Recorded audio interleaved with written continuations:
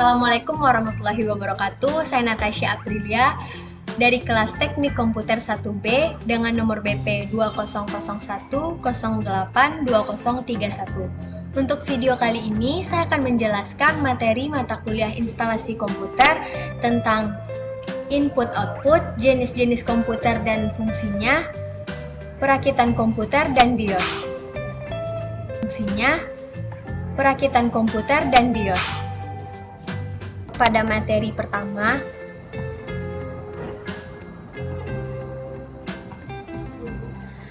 yaitu komputer dan perangkatnya. Komputer adalah alat yang dipakai untuk mengolah data menurut prosedur yang telah dirumuskan. Komputer terdiri dari 4 device. Yang pertama, input device, process device, output device, dan storage device.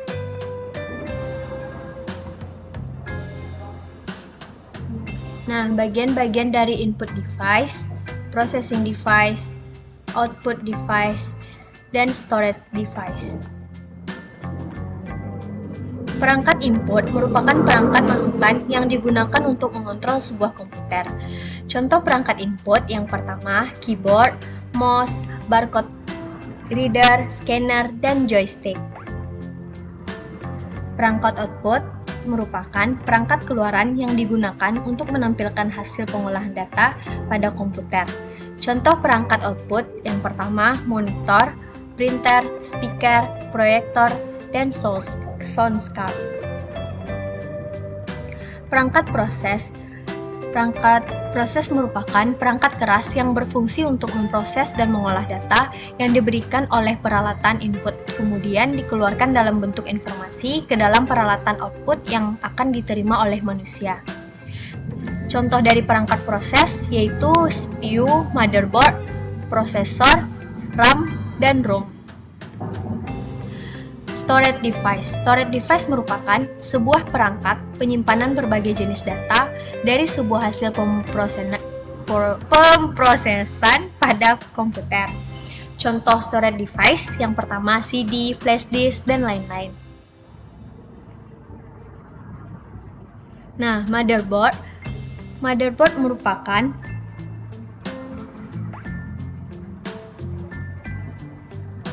mempunyai nama lain yaitu mainboard, system board, logging board, baseboard, atau mobile. Merupakan sebuah printed circuit board atau PSB yang bertindak sebagai tulang belakang pada sebuah komputer.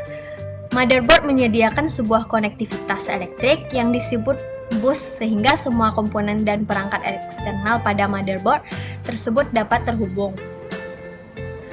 Bagian-bagian motherboard.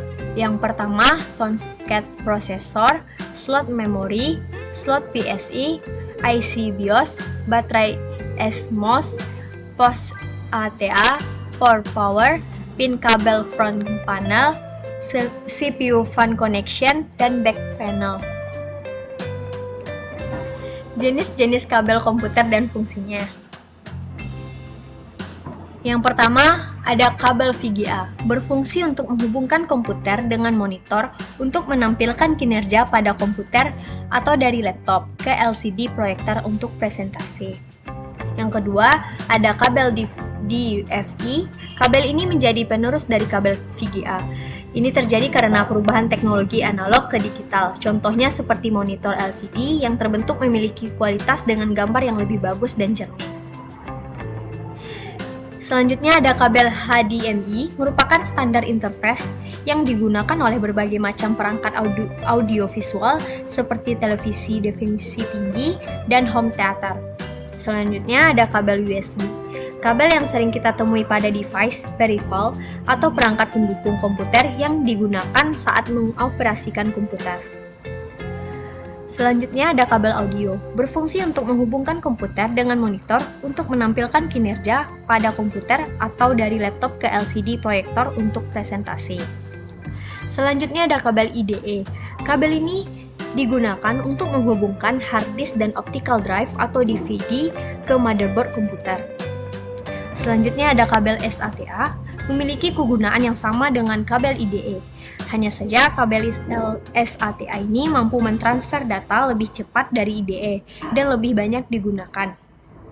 Selanjutnya ada kabel front panel. Digunakan sebagai indikator pada komputer, seperti indikator hard disk, power, serta digunakan untuk switch power dan restart. Jenis ini memiliki bentuk yang sangat kecil bila dibandingkan dengan kabel lainnya, akan tetapi kabel ini memiliki peran penting pada komputer. Selanjutnya, perakitan komputer. Langkah-langkah dalam merakit komputer. Yang pertama, memasang prosesor pada motherboard, memasang memori socket pada motherboard, memasang baterai CMOS. Yang keempat, oleskan pasta prosesor,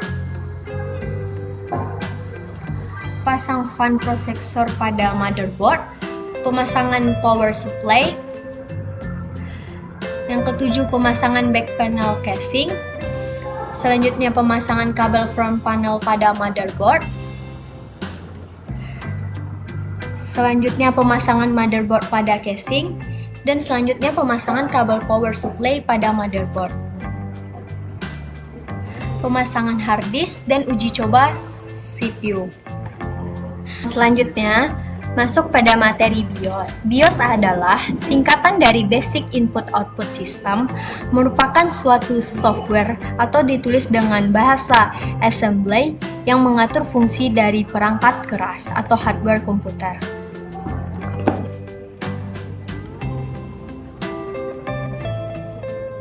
Menu-menu pada BIOS dan fungsinya. Yang pertama ada main menu. Main menu terbagi dua, yaitu language, yang kedua sistem time dan date. Lanjut ke menu advance, security menu, power menu,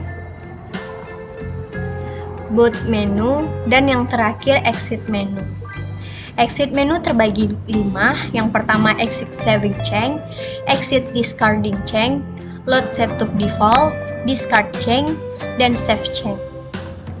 Nah, baiklah, itu materi dari instalasi komputer saya. Baiklah, maaf jika ada kesalahan. Terima kasih. Assalamualaikum warahmatullahi wabarakatuh. Oke.